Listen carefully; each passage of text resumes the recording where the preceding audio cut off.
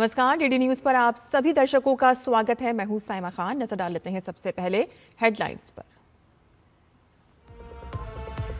5 राज्यों में चुनाव प्रचार जोरों पर। केरलम में पीएम मोदी समेत भाजपा के कई बड़े नेता करेंगे प्रचार। कांग्रेस नेता राहुल गांधी की अलपुझा में रैली। अन्य दलों ने भी प्रचार में झोंकी ताकत।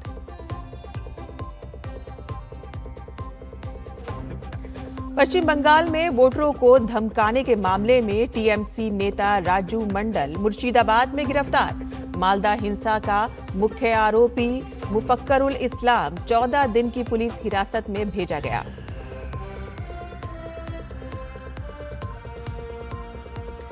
ईरान ने अमेरिका के 48 घंटे के सीज फायर के प्रस्ताव को ठुकराया। ईरान ने मार गिराए 2 अमेरिकी लड़ाकू विमान, एक को किया रेस्क्यू और एक पायलट अभी भी लापता।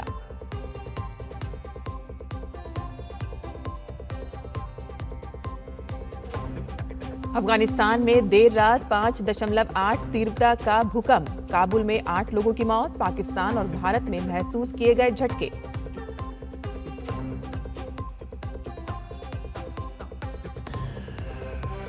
और घर में भी नहीं खुला चेन्नई सुपर किंग्स का खाता। पंजाब किंग्स ने 5 विकेट से हराया। आज डबल हेडर में मुंबई के सामने दिल्ली कैपिटल्स, तो वहीं दूसरे मुकाबले में आरआर के आगे गुजरात टाइटंस की चुनौती।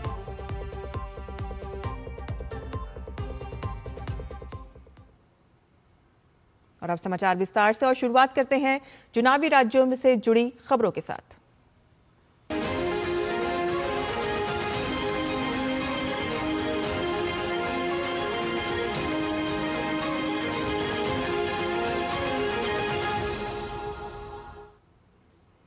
पांच राज्यों में चुनाव प्रचार चरम पर है। केरलम में विधानसभा चुनाव के लिए सभी दलों ने अपनी पूरी ताकत झोंक दी है। प्रधानमंत्री नरेंद्र मोदी समेत भाजपा के कई बड़े नेता आज केरलम में चुनाव प्रचार करेंगे। प्रधानमंत्री नरेंद्र मोदी आज तिरुवल्ला में एनडीए की जनसभा को संबोधित करेंगे और इसके बाद वे तिरुवनंतपुरम में रोड शो करेंगे और इस दौरान वे राज्य में बीजेपी और एनडीए को अपनी ताकत दिखाने की कोशिश करेंगे। कार्यक्रम के अनुसार प्रधानमंत्री दोपहर में तिरुवनंतपुरम एयरपोर्ट पहुंचेंगे, जहां से वे सड़क मार्ग से तिरुवल्ला जाएंगे और जनसभा को संबोधित करेंगे और इसके बाद वे वापस तिरुवनंतपुरम में एक रोड शो में हिस्सा लेंगे। ये रोड शो शहर के केंद्र में स्थित किलिलपलम जंक्शन से करमना तक करीब 1.5 किलोमीटर लंबा होगा और इस दौरान बीजेपी के प्रदेश अध्यक्ष और निमोम से उम्मीदवार राजीव चंद्रशेखर, उम्मीदवार आर श्रीलेख और वीवी मुरलीधरन और करमना जयन भी प्रधानमंत्री के रोड शो में हिस्सा लेंगे। प्रधानमंत्री तिरुवनंतपुरम जिले के विभिन्न निर्वाचन क्षेत्रों से एनडीए उम्मीदवारों से भी मुलाकात करेंगे। तिरुवनंतपुरम और तिरुवल्ला जैसे महत्वपूर्ण इलाकों में आयोजित इन कार्यक्रमों के जरिए पार्टी ज्यादा से ज्यादा मतदाताओं तक पहुंच बनाने की रणनीति पर काम कर रही है। तो वहीं भाजपा के कई बड़े नेता आज केरलम में चुनाव प्रचार में पूरी ताकत झोंकेंगे। भाजपा नेता और वित्त मंत्री निर्मला सीतारमण आज पेरम्बलूर में जीबी पथियक्कल के समर्थन में दोपहर 3:30 बजे रोड शो करेंगी और इसके बाद वे शाम 6 बजे मनालूर विधानसभा क्षेत्र में मनापड़ी से पवरत्ती तक एडवोकेट के अनीश कुमार के समर्थन में रोड शो में शामिल होंगी। भाजपा नेता जगत प्रकाश नड्डा आज नयाटिकनकारा में टीबी जंक्शन से टाउन तक एस राजशेखरन नायर के समर्थन में रोड शो करेंगे। भाजपा नेता किरेन रिजिजू चिलक्कारा के रॉयल पैलेस ऑडिटोरियम में के बालाकृष्णन के समर्थन में आयोजित जनसभा में हिस्सा लेंगे।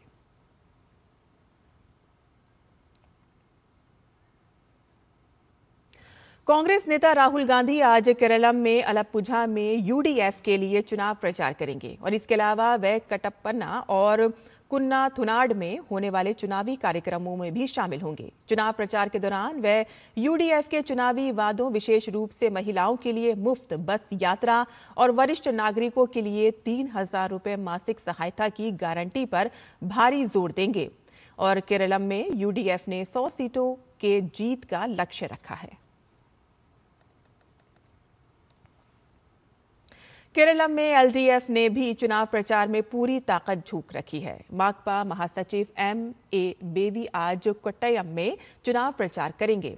एलडीएफ ने भी चुनाव में पिनराई विजयन के नेतृत्व में अपनी सीट सुधारने का लक्ष्य रखा है।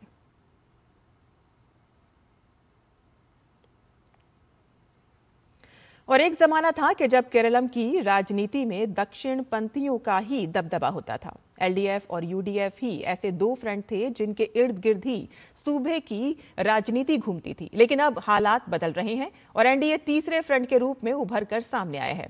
निकाय चुनाव में त्रिशूर और तिरुवनंतपुरम में भाजपा की सफलता ने हवा का रुख बदला है और इस विधानसभा चुनाव में लोग एनडीए को एक मजबूत विकल्प के तौर पर देख रहे हैं। दक्षिण भारत का द्वार कहे जाने वाले केरलम की राजनीति की हवा तेजी से बदल रही है। दशकों तक वामपंथी लोकतांत्रिक मोर्चा यानी एलडीएफ और संयुक्त लोकतांत्रिक मोर्चा यानी यूडीएफ के इर्द गिर्द घूमने वाली केरलम की राजनीति में अब तीसरी कौर ने दस्तक दी है। एनडीए इस बार केवल उपस्थिति दर्ज कराने के लिए नहीं बल्कि निर्णायक भूमिका निभाने के संकल्प के साथ मैदान में है। पारंपरिक रूप से एलडीएफ और यूडीएफ के बीच रहने वाला राजनीति का मुकाबला इस बार एक नया मोड़ लेता दिख रहा है। भारतीय जनता पार्टी के नेतृत्व वाला राष्ट्रीय जनतांत्रिक गठबंधन यानी एनडीए राज्य के द्विध्रुवीय राजनीति में एक सशक्त तीसरे विकल्प के रूप में उभर रहा है। केरलम की राजनीति में गहरी नजर रखने वाले विशेषज्ञ भी मानते हैं कि इस बार का चुनाव 2021 के चुनाव से अलग होगा। त्रिशूर और तिरुवनंतपुरम में बीजेपी की सफलता ने राज्य में लोगों के सामने एक विकल्प पेश किया है। Third front having a share of 1 dozen or a nearby seat. If that happened, there will be a hung assembly in this state because it will be the leading to bipolar politics which is happening in the state since 1967 may change after this. That will be the historical importance. I am looking for that.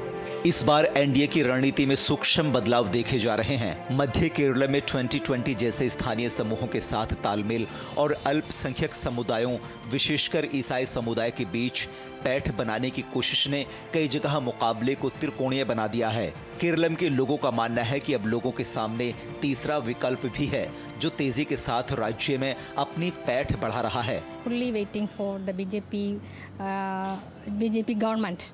The Modi government, we are waiting very hopefully. Why? Because we need the changes.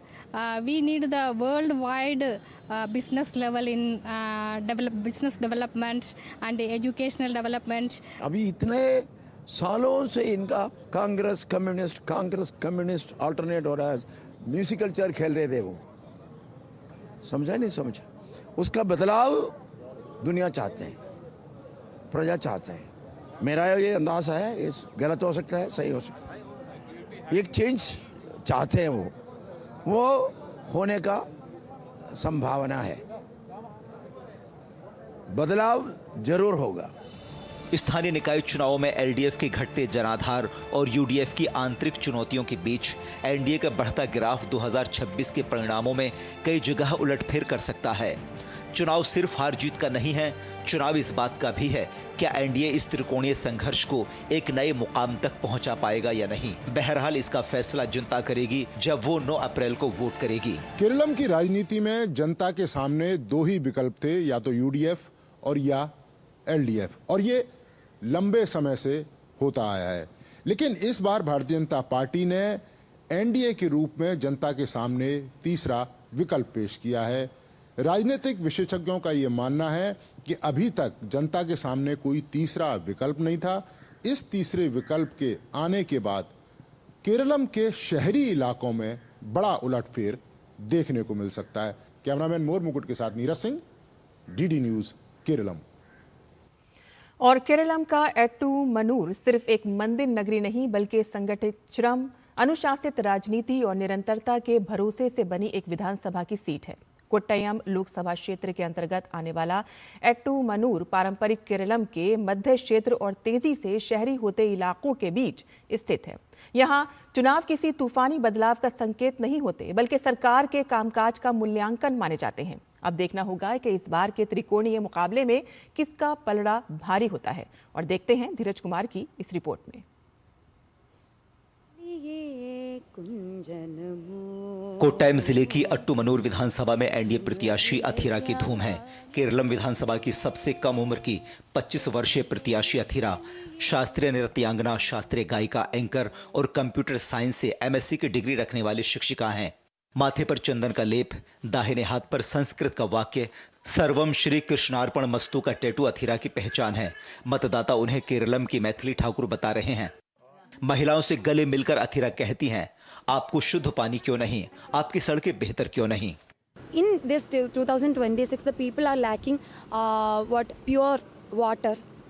Can you even imagine? They are lacking water, drinking water, pure drinking water. So I can't even imagine, like in my neighborhood, the people are suffering drinking water issues. Okay, so that is the main aim which I focus on after winning or after becoming an MLA.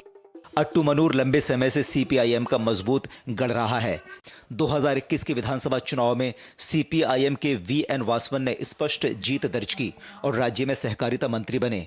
वासवन कहते हैं, केरलम की जनता के मन में विकास का विश्वास है। हमने जनता और इस क्षेत्र के लोगों के ढेरों काम किए हैं।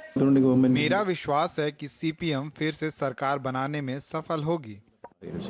यूडीएफ ने नटकोम सुरेश को अपना प्रत्याशी बनाया है। सुरेश एलडीएफ के विकास के फॉर्मूले को सिरे से नकारते हैं। एलडीएफ की सरकार फेल रही है। इस बार जनता यूडीएफ के पक्ष में मतदान करेगी। अट्टुमनूर विधानसभा में इस बार का मुकाबला त्रिकोणीय है। अट्टुमनूर विधानसभा क्षेत्र वामपंथियों का गढ़ कहा जाता है, लेकिन बीते 10 वर्षों के शासन के बाद यहाँ लगता है कि यूडीएफ की स्थिति मजबूत हो रही है।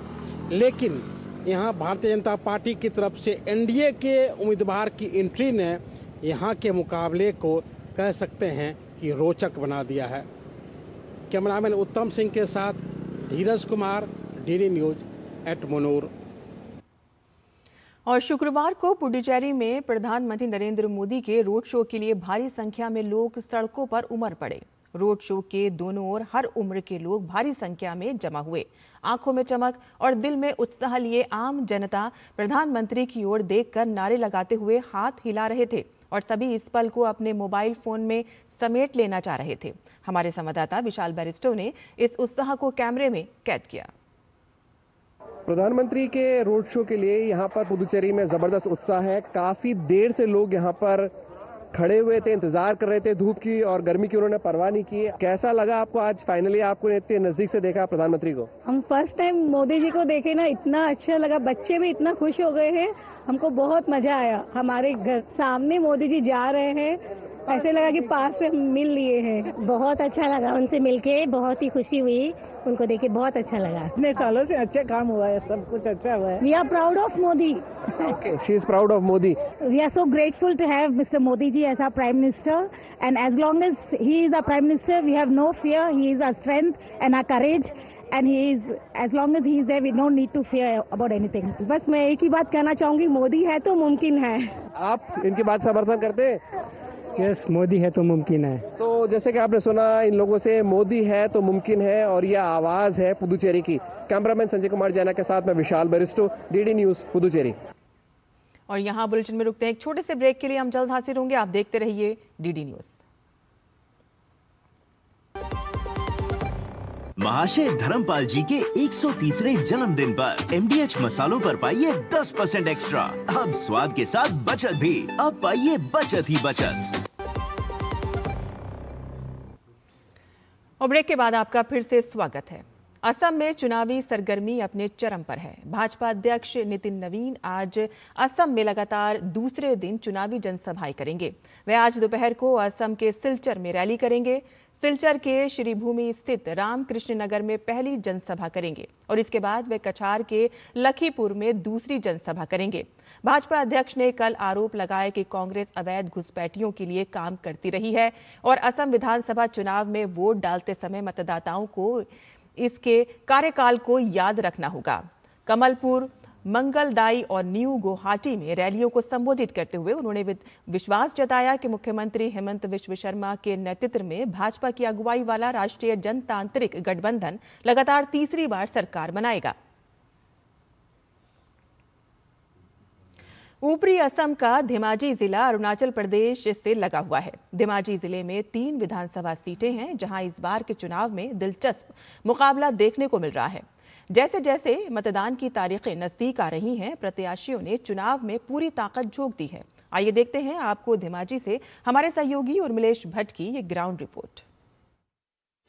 असम में विधानसभा चुनाव के मतदान की तारीख नजदीक आ रही है तो चुनाव प्रचार अब पूरे शबाब पर है। असम के धेमाजी से प्रधानमंत्री नरेंद्र मोदी के चुनाव प्रचार शुरू करने से पूरे सूबे में चुनाव प्रचार ने नई रफ्तार पकड़ी है। प्रदेश की 126 सीटों में से 3 सीटें धेमाजी के खाते में आती हैं। धेमाजी विधानसभा सीट अनुसूचित जनजाति के लिए आरक्षित है और यह सीट खासी चर्चा में है। इस हाई प्रोफाइल सीट पर भाजपा एवं कांग्रेस और अखिल भारतीय तृणमूल कांग्रेस के नरेंद्र कुमार पाव सहित कुल 6 प्रत्याशी चुनावी मैदान में हैं और पूरी ताकत से चुनाव प्रचार में जुटे हैं। 2017 के उपचुनाव से लगातार भाजपा के कब्जे वाली इस सीट पर पार्टी ने इस बार भी राज्य सरकार में मंत्री रहे डॉक्टर रनोज पेगू को चुनावी मैदान में उतारा है, तो वहीं कांग्रेस ने शैलेंद्र सोनोवाल को उम्मीदवार बनाया है। भाजपा प्रत्याशी का कहना है कि वो असम में पिछले 10 साल में डबल इंजन सरकार के द्वारा कराए गए विकास कार्यों को लेकर जनता के बीच जा रहे हैं।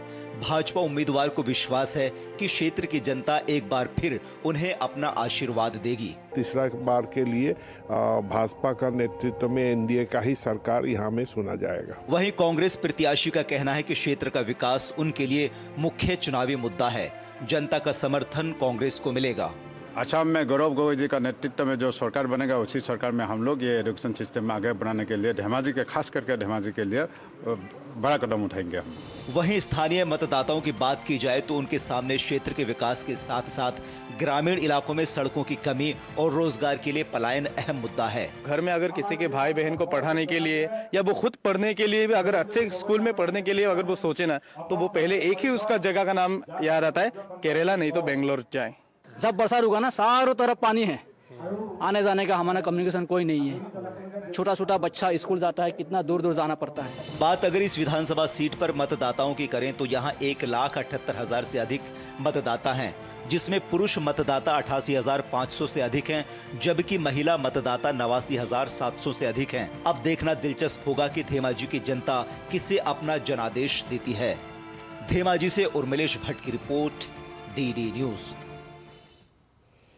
वहीं अवैध घुसपैठ का मुद्दा असम में दशकों से राजनीति के केंद्र में रहा है और इसी के चलते असम आंदोलन हुआ था और बाद में असम समझौते पर हस्ताक्षर किए गए।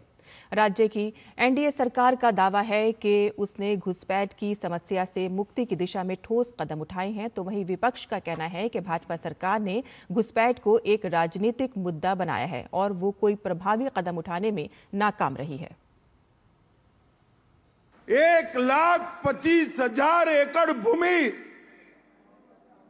जो अनधिकृत रूप से घुसपैठियों ने कब्जाई थी, वो भूमि को वापस लेकर वहां श्रीमंत शंकर देव के जन्म स्थान पर भव्य सत्र बनाने का काम हेमंत बिस्वा शर्मा ने।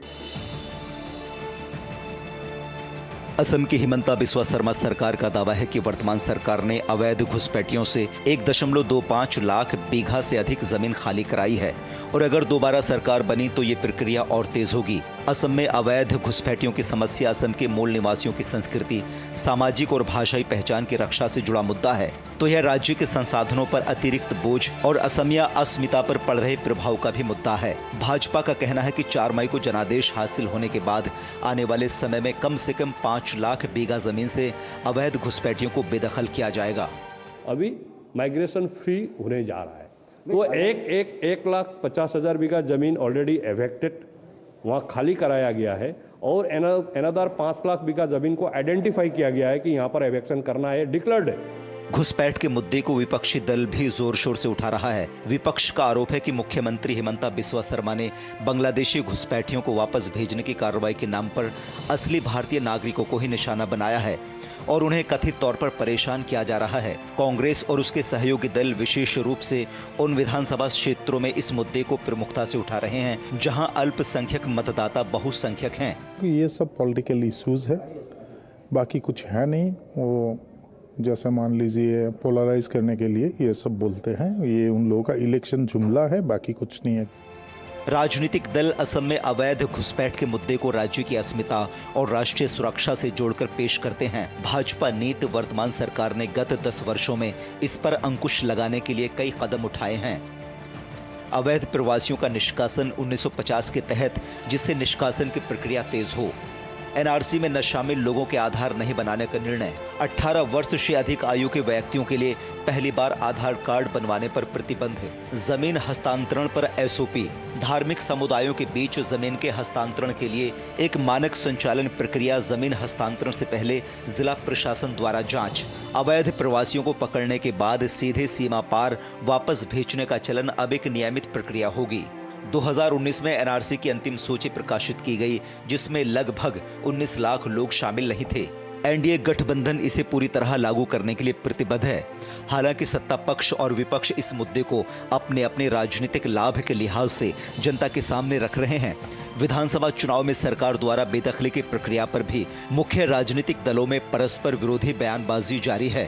कांग्रेस ने इलीगल एक्ट बना के असम में मियाँ मुसलमान को रखने का बसाने का काम किया था। एविक्शन बांग्लादेशी को भगाने के लिए कर रहे हैं, तो हम लोग सपोर्ट में हैं। राज्य सरकार का दावा है कि 1.5 लाख बीघा से अधिक जमीन घुसपैठियों से मुक्त कराई गई है, तो विपक्ष सवाल करता है कि इतनी बड़ी जमीन से हटाए गए लोग गए कहाँ, उनकी तादाद क्या थी, वो कहाँ भेजे गए। यह असम की राजनीति का बेहद संवेदनशील मुद्दा है। ये समाज पर प्रभाव डालने वाला बेहद महत्वपूर्ण मुद्दा है। यहाँ की पहचान और यहाँ की अस्मिता और संस्कृति से जुड़ा हुआ मुद्दा है। ये मुद्दा चुनाव प्रचार में उठता है। जैसे जैसे प्रचार बढ़ेगा ये मुद्दा गरमाएगा, लेकिन इस मुद्दे का चुनाव पर क्या प्रभाव होगा ये जनादेश बताएगा। कैमरा पर्सन मनमोहन के साथ अश्विनी कुमार मिश्र, डीडी न्यूज, सीजूबाड़ी, हाथीगांव। और पश्चिम बंगाल में चुनाव आयोग के आदेश पर पुलिस ने मुर्शिदाबाद से टीएमसी नेता राजू मंडल को गिरफ्तार किया। राजू मंडल पर मतदाताओं को धमकाने का आरोप है और इसके बाद कमीशन ने पुलिस को एक्शन लेने का ऑर्डर दिया। कल रात कमीशन ने बताया कि पुलिस ने मतदाताओं को धमकाने के मामले में आरोपी राजू मंडल को गिरफ्तार कर लिया है। कमीशन के सूत्रों के मुताबिक उन्होंने कैंपेन करते हुए कहा कि कमल के फूल पर वोटिंग नहीं हो सकती। अगर वोटिंग में कोई दिक्कत है तो जाकर वोट देने की कोई जरूरत नहीं है। मैं आपके घर चना बड़ा और रसगुल्ला भेजूंगा, नहीं तो आपको तृणमूल को वोट देना होगा और इस साल अपना वोट बर्बाद मत करना। और पश्चिम बंगाल में विशेष अदालत ने मालदा जिले के कालिया चौक घटना के मुख्य अभियुक्त मुफक्करुल इस्लाम को 14 दिन और अकरमुल बागानी को 6 दिन की पुलिस हिरासत में भेजने का निर्देश दिया है। इन दोनों को बीडीओ कार्यालय के घेराव के लिए भीड़ को उकसाने के आरोप में गिरफ्तार किया गया। प्रदर्शनकारियों ने मतदाता सूची में नाम शामिल करने की मांग करते हुए अधिकारियों को कार्यालय के भीतर ही 9 घंटे से भी अधिक समय तक भोजन और पानी के बिना बंद रखा। मामले की गंभीरता को देखते हुए एनआईए की 40 सदस्यीय टीम मालदा में है और पूरे घटनाक्रम की गहन जांच कर रही है। खासतौर पर अधिकारियों को छुड़ाने के दौरान हुए हमले की भी बारीकी से पड़ताल की जा रही है। और जनादेश में चुनावी राज्यों से जुड़े तमाम अपडेट्स हम आपके साथ साझा करते रहेंगे।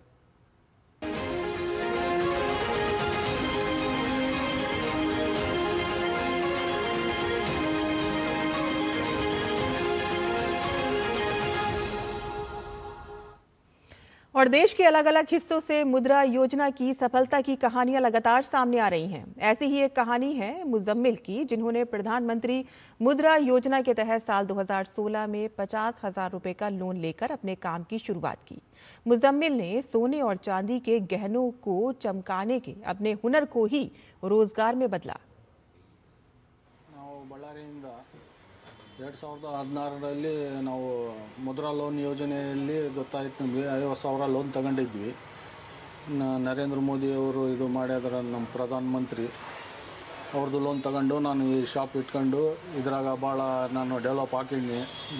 ಚಿನ್ನ ಮತ್ತು ಬೆಳ್ಳಿದು ಪಾಲಿಶ್ ಅಂಗಡಿ ಇಟ್ಕೊಂಡಿದ್ದೀನಿ ನಾನು. ನನಗೆ ಭಾಳ ಅನುಕೂಲ ಆಗೈತೆ ಇದು ಕೇಳಿ ನಾನು। और केंद्र सरकार की मुद्रा योजना का उद्देश्य छोटे और सूक्ष्म उद्यमियों को वित्तीय सहायता उपलब्ध कराना है। फंडिंग दी अनफंडेड के लक्ष्य के साथ शुरू की गई ये योजना उन लोगों तक ऋण पहुंचाती है जिनकी बड़े बैंकों तक आसान पहुंच नहीं होती। 8 साल पहले शुरू हुई इस योजना से देश में स्वरोजगार और छोटे व्यवसायों को बढ़ावा देने में अहम भूमिका निभाई है। प्रधानमंत्री मुद्रा योजना का लोन मिला, उससे जो है मुझे बहुत लाभ हुआ और मेरा सब्जी का काम है। आज मैं जो है किसी का मोहताज नहीं हूँ, आज मैं अपने पैरों पर खड़ा हूँ और मैं धन्यवाद करना चाहता हूँ प्रधानमंत्री नरेंद्र मोदी जी का। आगे बढ़ते हैं, जहां ईरान ने अमेरिका के 48 घंटे के सीज फायर ऑफर को ठुकरा दिया है। ईरान की सेमी ऑफिशियल और फार्स न्यूज एजेंसी के अनुसार ये प्रपोजल बुधवार को एक तीसरे देश के जरिए तेहरान तक पहुंचाया गया था और जिसे ईरान ने मानने से इनकार कर दिया।